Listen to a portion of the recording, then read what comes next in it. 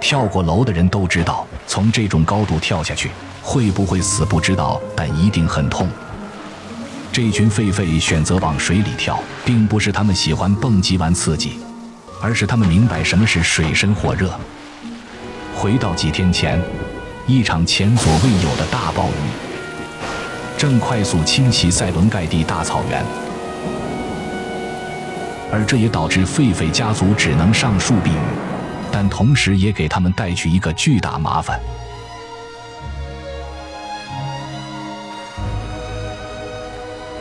随着雨势不断加大，河流的水位急速上涨。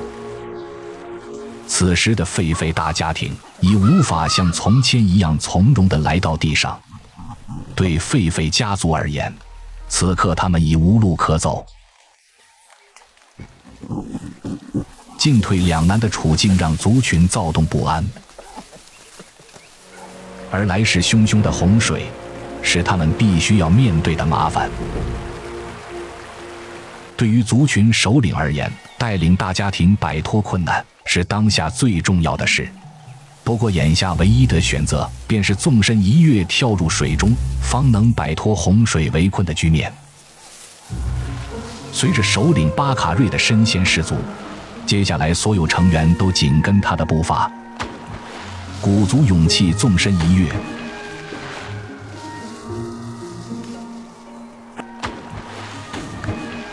最终巴卡瑞的家族都平安来到安全地带，但此时的族群成员需要尽快远离洪水淹没的地方，因为这里没有任何食物，他们必须想办法找到吃的。对于被困数天的狒狒而言，此时的他们早已饥渴难耐。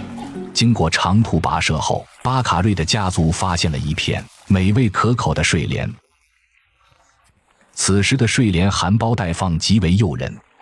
狒狒家族大口地享受着几天以来的第一顿饱餐，他们不停地啃食着花苞和嫩叶，以此弥补几天的饥饿。身为首领的巴卡瑞和配偶奇卡享有绝对的进食特权，他们能吃到最好最新鲜的食物。然而其中一个成员却来晚了，他四处寻找却一无所获。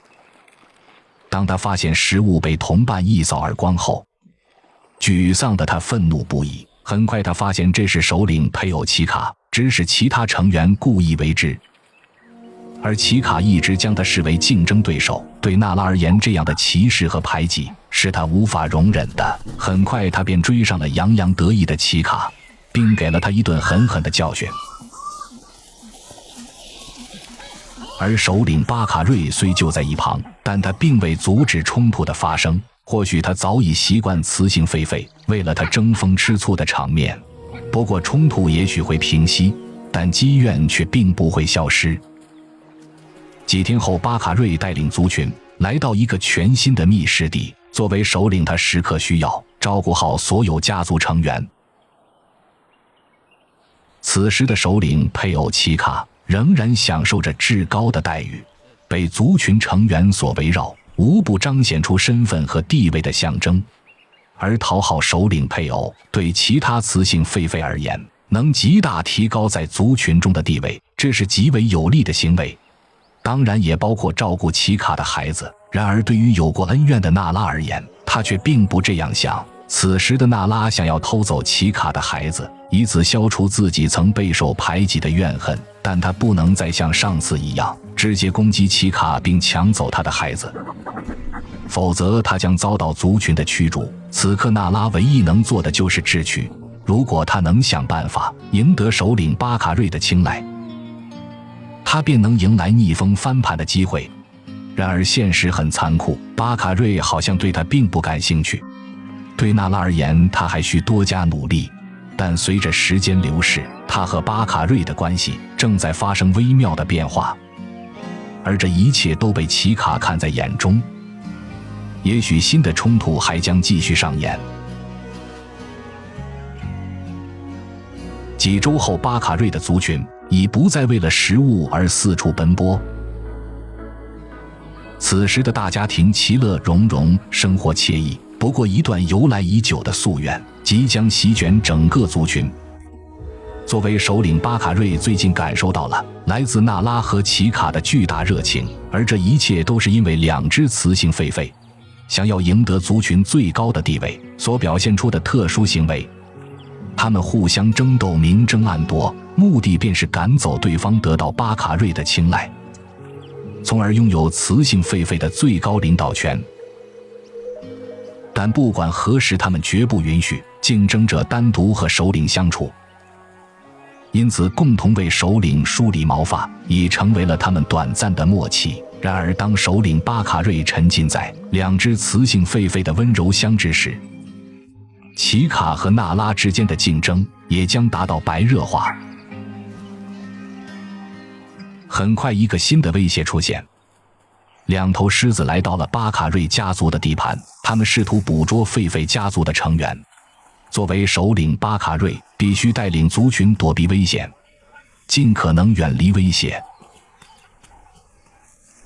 虽然母狮能爬上树，但在树上它们很少能对狒狒构成威胁，因此只要待在树上，巴卡瑞的家族便不会有性命之忧。在经过一番辛苦尝试后，雌狮明白再怎么努力也无法抓住这些灵活的家伙，最终狮子只能悻悻地离开。对巴卡瑞而言，虽解决了一个问题，但新的问题也将接踵而至。次日，整个大家庭都在忙着享受白蚁大餐，族群的幼崽同样忙得不亦乐乎。然而作为奇卡的对手，纳拉的目光却不在觅食这件事上。他想夺回属于自己的地位，因此可能会冒险攻击奇卡的幼崽。不过最终他并未这样做。纳拉选择了最稳妥的一种方式，那就是继续讨好首领巴卡瑞，以此保证自己在他心中的地位。但对奇卡而言，也许他很快便会失去巴卡瑞。几天后，族群看上去依然其乐融融的景象，但看似和谐的表面，实则对奇卡而言，他的雌性领导地位已岌岌可危。此时竞争对手纳拉已胸有成竹地朝他走来，或许他已被首领巴卡瑞所接纳，如果属实奇卡已在和纳拉的竞争中彻底落败，这对他和他的幼崽都将是一件极其不利的事。此刻的纳拉展现出了强势的一面，他像雌性统领一样为奇卡的幼崽梳理着毛发。然而这一切都只不过是在做戏，他的真正目的是伤害奇卡的幼崽，那样才能消除心中积怨已久的怒火。终于他对奇卡的幼崽发动了攻击，但他却犯了一个致命的错误，那就是攻击了巴卡瑞的儿子，这是首领所不能容忍的。也许纳拉并不知道巴卡瑞也有重男轻女的思想，因此他之前的努力全部付诸东流。而巴卡瑞重新回到了奇卡的身边，但纳拉也许将被迫离开巴卡瑞的族群，而他又能否卷土重来？